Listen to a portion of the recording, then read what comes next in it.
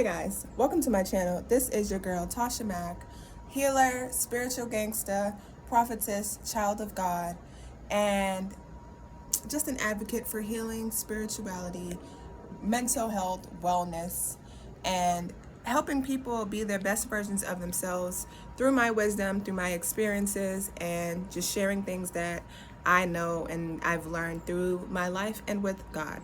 So thank you for tuning into my channel. Hit that like, subscribe, follow, okay? Tune in, check in, send it to a friend. And today's video, we are going to talk about overcoming narcissistic abuse as a healer and an empath, right? Woo! Big topic, but very much necessary. And I know that there are plenty of people in this world who are probably dealing with the same thing and are unaware of what narcissistic abuse is, because as we grow up in schools, we don't learn about different mental health disorders. We don't learn about mental health at all. So as we grow up as adults, we become accustomed, right? We get used to the things that we learned and that we dealt with as a child, not as child. Y'all understand what I'm saying? But we become accustomed to the things that we learned as a child, and we grow up thinking that it's normal when there are certain things that happen and certain characteristics that fall under mental health disorders. So I'm going to talk about my experience with dealing with narcissistic abuse in my childhood and how that transitioned into my adulthood, because the things that you experience as a child shape you as you grow up into adulthood, because you're used to that familiarity and you end up going back into those similar situations that are familiar to the environment you grew up in. Whether it's done consciously or unconsciously, it happens because that's what you're wired to be used to. And the body naturally doesn't like change, so the body is going to go into those environments that feel familiar. So you might ignore red flags, you might ignore certain signs and certain characteristics that are similar. That's one aspect of it. Thinking that, this is normal, this is what it is supposed to be, this is how people are supposed to treat you. Or another end, an aspect of it would be you unwillingly and unknowingly fall back into those same situations because you're so drawn and so adamant about not being a product of your environment. So those are the two ways that you can kind of become susceptible to it. Of course, because of your upbringing and childhood trauma. I'll go into childhood trauma as well, because some people don't believe they have childhood trauma and everyone does. So I'll go into trauma, then I'll go into those two aspects of how you end up being stuck in narcissistic abuse, okay? And a little bit of how I survived. So stay tuned in. If you're still here, hit the like button, hit the subscribe, hit the follow, whichever button that's there. Send it out to a friend. And thank y'all for tuning in. So when it comes to childhood trauma, we'll talk about that first. Trauma is a word that is thrown out. It's kind of a buzzword lately because people are awakening to what trauma is, but then people are also not using it out of context, but it's being used so frequently that you get those people who overly identify with the word trauma, and then you get those people who don't identify with it at all, because mainstream society, you think of trauma, you think of PTSD, a lot of people think of sexual assault, domestic abuse, and those kind of violences, right? But when it comes to trauma, there's hard traumas and soft traumas. A hard trauma would be something of like a rape or a molestation. It's a bigger trauma, a larger trauma. Growing up in an environment where you were verbally abused, like physical abuse, or you witnessed your parents being physically abused. Those are harder traumas. A soft trauma now, which is why I say everyone has experienced trauma in their life, whether they are fully aware of it or not. We all have, and it's just something that we grow, we heal from, we forget about from time to time, because the soft traumas are soft, which would be teasing, right? Growing up, getting bullied as a kid. If it's severe bullying, that can be a hard trauma. But the smaller, oh, you're ugly, or you don't have eyebrows. Mine's are blonde, so yeah, just perfect example. You don't have eyebrows, right? Those are softer traumas. Or, you just like your father. Those are softer traumas. But when it's done repetitively over time, it builds up. And those are the things in the comments that stick with you in your childhood, and then you carry them into your adulthood. So whether you're consciously aware of it or not, those are the things that can stick with you over a long period of time. So an example that I don't remember which video it was, but it was some video that I was watching where there was a parent who came home from work one day. And also, before I go into the example, some of our parents are not aware of how they are traumatizing us. So the main thing that we all need to do on our healing journey is, yes, heal ourselves first, but come to terms and understand that your parents and whoever it was who raised you, your siblings, aunts, uncles, grandparents, whoever, foster parents, if you're one of those, adopted parents, everyone in this world and everyone on this earth is doing the best with what they learned. So it's not intentional for the most part. People are, I wholeheartedly do not believe people are intentionally out here trying to traumatize and hurt children or other people in their life. Unless it becomes and it gets to the point where you yourself are not doing your own healing work, and then it is a choice at that point. But our parents our parents did the best with what they had, okay? Me being technically first generation American born, my parents did the best with what they had, right? My grandparents came over here from the islands. My parents came here after being born in the islands. So they were all doing the best with what they had. And as an African American and as a woman, we know that there are so many systemic things over time that have shaped how our parents brought us up and how we are who we are. So it's up to us to continue doing our own healing, to break the cycle and to break the process, and to just get rid of those generational things that we no longer need, so that we can heal and be our best versions of ourselves and pour into that next generation that we're bringing into this world. So with that being said, we'll go back to the example. And an example would be, a mother has a really hard day at work, right? She's a single mom, hard day at work. Her boss was just getting on her. She gets home exhausted. She's trying to cook. She's exhausted. She has a headache from work, still trying to cook, because as a mom, you got to be a mom, right? Your job doesn't end as a mom. Her daughter's, in her spirits, enjoying life, singing and dancing around the house, singing at the top of her lungs, because she's like 5 or 6, little kid, enjoying life, singing, because her mother already has a blaring headache, right? She turns and says, "Shut the hell up," right? "You don't even sound good. Stop yelling," right? Not intentionally meaning the words that she says, but for that young child, now she can potentially grow up no longer singing again, right? Now she's shy. She doesn't even really raise her hand in class anymore, because that one instance kind of muted her and downplayed her self-expression. So singing was a way that she was expressing herself in that moment.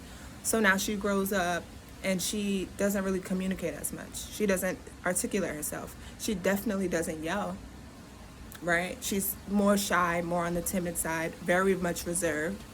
And over time it becomes a characteristic of her personality. But it's those small instances that you don't realize, one, as a parent, because you're not consciously thinking, the mother had a long day. The circumstances led up to that frustration in her. She didn't mean the words that she said, but with that anger not being expressed and released in a different manner, it's released on her child, and now that's how you grow up. That's a softer trauma. But that softer trauma, as you can see, develops into something larger over time. When it comes to childhood traumas, you guys, we got to do the work. We got to heal. So I said I was starting with narcissistic abuse and gaslighting. So gaslighting is one of the main things that come up with narcissistic abuse. And this is how I realized what was going on after I started my own healing journey and talking, mind you, doing the work with a life coach, doing the work with a therapist, and speaking to these trained professionals to understand and realize what was going on. And I hold absolutely no animosity in my heart to anyone in my family, to anyone from my past, because that's just not my intentions. If you hold on to any hate, any kind of judgments, any kind of anger, resentment, that sits in your heart. And you're the one that's hurting on it, because that person is living their life, right? Even if they're, whatever happiness is to them, they're happy, and you're holding on to that resentment, right?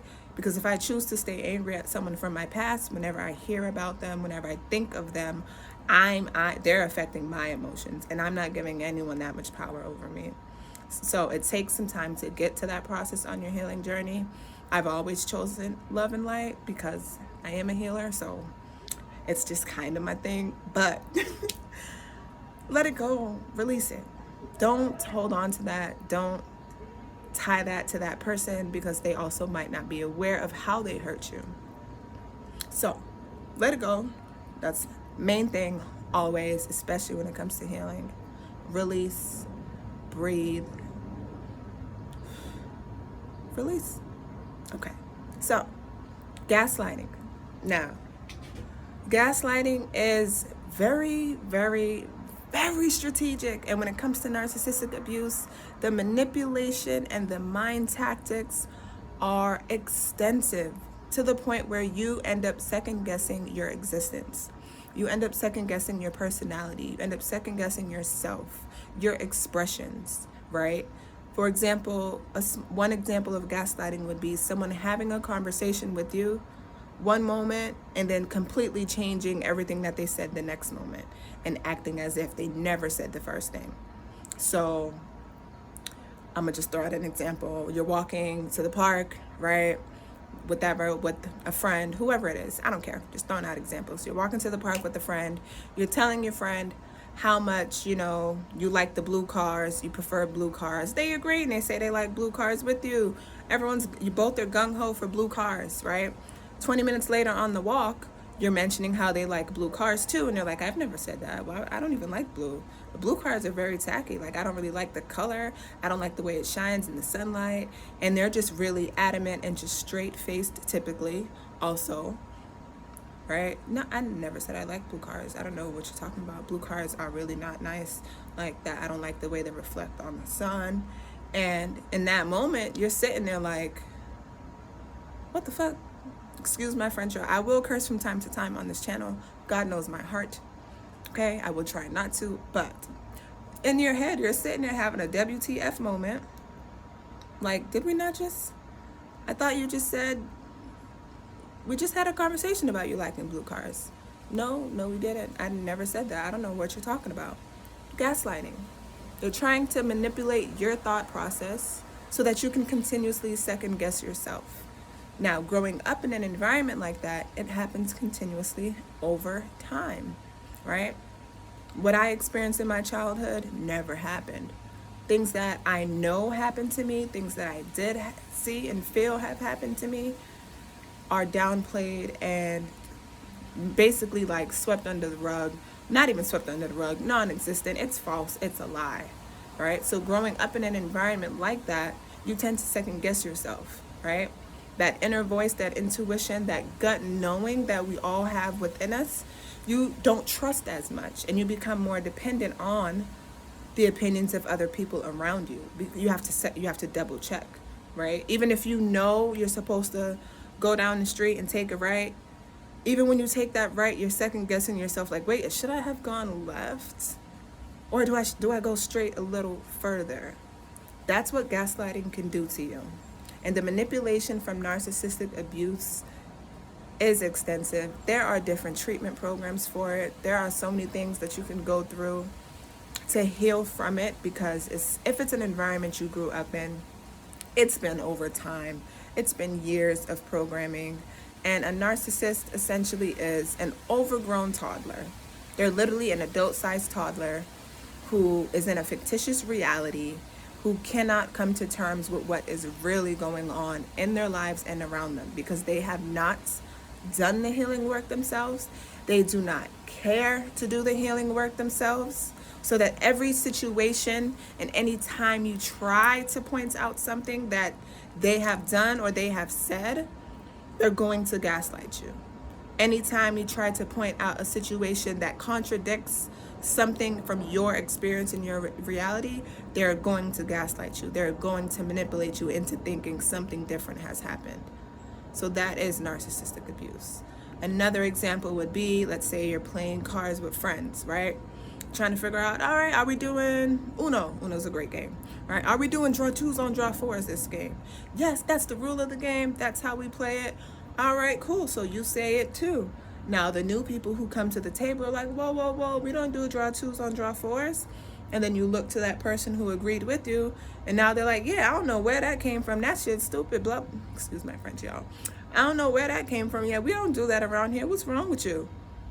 Now everyone at the table is looking at you as if you're the person who said it, when the person who gaslighted you, the narcissist, is the one who initially said the same rule as you, and they actually said it first. But they're so stuck in their persona and their misguided and misconstrued perception of reality. Now you're sitting at the table like, what the? You're a little confused, you're a little baffled, you don't even know how to go on with the game, but you go on with the game. But those are smaller instances that build up over time. Now the manipulation of dealing with the narcissist, y'all. Whew. There are different types of narcissists. There's covert, there are deceptives, there are destructive, there's different levels. And I have been around covert, I have been around destructive, I have been around deceptive. I think there's a fourth, but I can't remember the fourth right now. I might drop that in the comments below, you guys. I am not a narcissist expert by licensing or anything, but based on my experiences and the healing work that I've been doing and education that I've been doing on this topic is where I got my experience and my expertise from, okay? So, a covert narcissist. Now, that's the sneaky one. That is the narcissist that will really get you. Not saying they all won't get you, but that's the one that plays the victim, right? And especially for anyone who is empathic, if you identify with being an empath, you're completely compassionate and caring. That's the one that will get under your skin. They'll have a sob story. They'll always, emphasis on always, come to you with a story of what's been going on in their life and how someone is treating them poorly, how this situation just isn't working out. And there probably are genuinely some things that are going wrong, but what's key is it's never their fault. With the covert narcissist, they are always the victim, right? So they feel better about you empathizing and caring about them, and that is how they keep you hooked, right? So a covert narcissist will even go to the extent of purposely not doing things so that you can comment on them, so that it can bother you to get that attention, right? So an example of that would be if you're like close friends with a narcissist, right? And you go over their house and it bothers you that they're not tidy. Like you mention it, like, oh girl, you always got your shoes all over the place. Oh girl, you always got your shoes all over the place. Every time you come over, it's kind of fuel for them to see you a little annoyed that their area is not clean. It's kind of fuel for them for you to have to comment on that every time you come over. So, and in their head, it's giving them attention. So essentially, their narcissists are overgrown toddlers, and what does a toddler need? Attention. That's why toddlers tend to throw tantrums. It's attention. They don't understand how to regulate their emotions. Narcissists didn't get some kind of care of attention. There was neglect for them as a childhood, you guys, and everyone has narcissistic traits. I'll pause and add that into this video there, because being narcissistic is tied to your ego, and you have to be assertive in life. You have to present yourself a certain way, have those boundaries, right, and have those limitations on what you expect and what you require for your treatment and how you want to assert yourself in life. But when it comes to being a narcissist, they have no regard for other people. That's the difference. They really don't, they don't genuinely care about you. They do not have empathy for you and your emotions. Some of them can really pretend that they do, but they do not. They smile at the demise of others. They feel pleasure for other people being hurt and in pain. They will go through any length to make other people feel bad so that they can feel better about themselves. It's really a mental health disorder right? On a spiritual tip, it's a demonic entity tied to them, right? Because lots of repressed feelings and negative emotions, fear, anger, resentment, jealousy, those open the door for demonic entities. We'll go into that for a totally different video. But that's what it is with a narcissist, right? They didn't get that attention as a child, that neglect. They didn't do the work to heal, right? They stayed in it.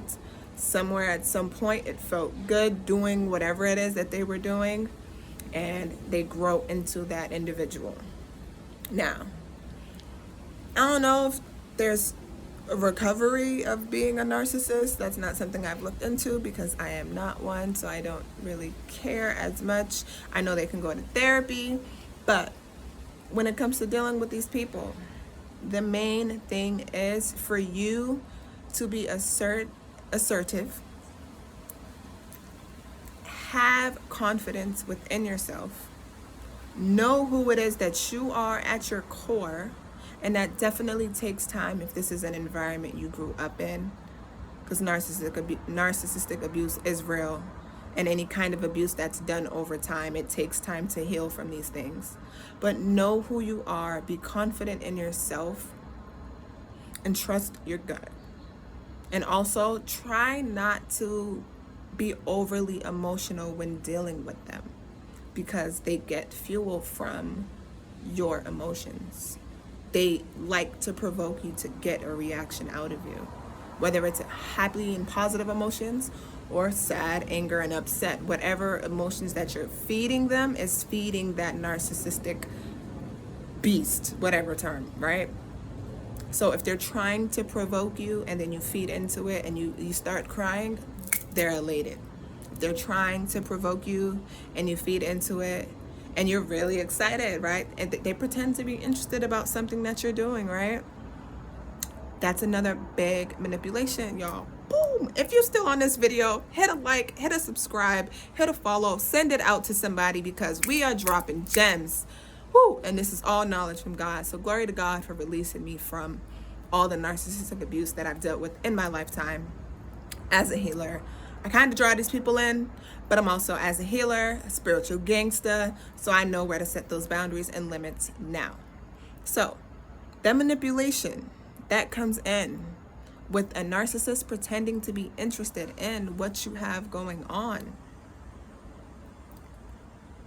Can't remember the real term, but we're gonna go with baiting. But they're baiting you, right?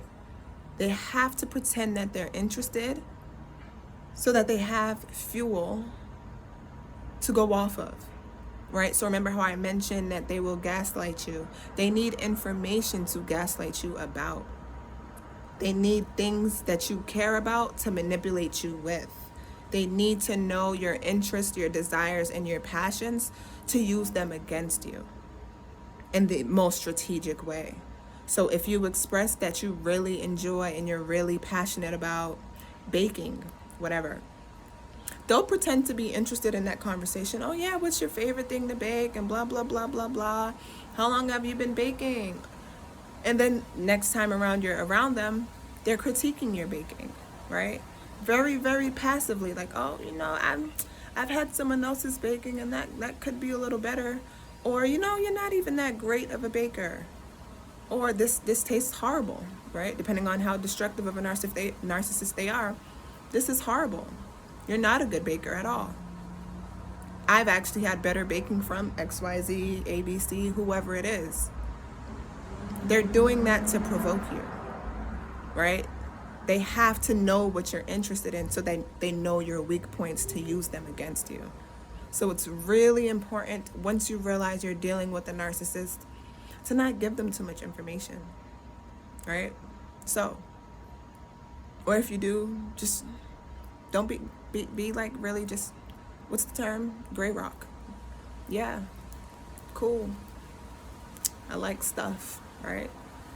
It might seem like you're being nonchalant, but you have to be nonchalant when it comes to these individuals, because they want that excitement. And if you're a person who has a lot of excitement, you got a lot of things going for you, they're going to be drawn to you because they can get their fuel from you.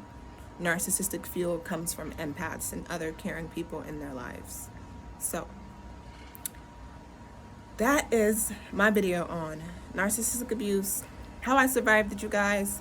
Therapy, healing, continuous work on myself, right? Continuous work with me.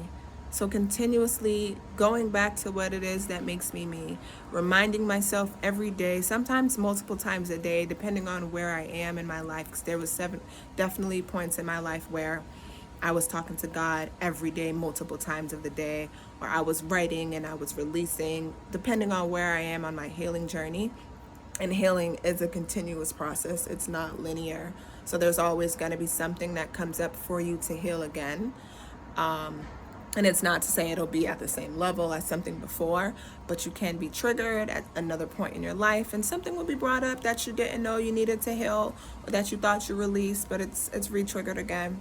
But that's what's beautiful about the healing process, because once you start it and you're aware of it, those triggers that come back, you're just like, ooh, dang, I thought I got rid of that. No, we gonna work on that one again. And then you just continue growing, because life is a beautiful journey. And as you continue to grow and continue to heal, you fall in love with yourself even more. And the more you're in love with yourself, the less power that narcissist has over you. Because once you're secure in who you are, they can't mess with you. Their little gaslighting, their manipulation tactics aren't gonna work. So it's your girl Tasha Mack, healer, spiritual gangster, child of God. Thank y'all for tuning into my video. Peace, much love, gang gang, always. Always throw up the gang gang, y'all. I'm in no gang affiliations, but child of God gang, okay? But thank y'all for tuning in.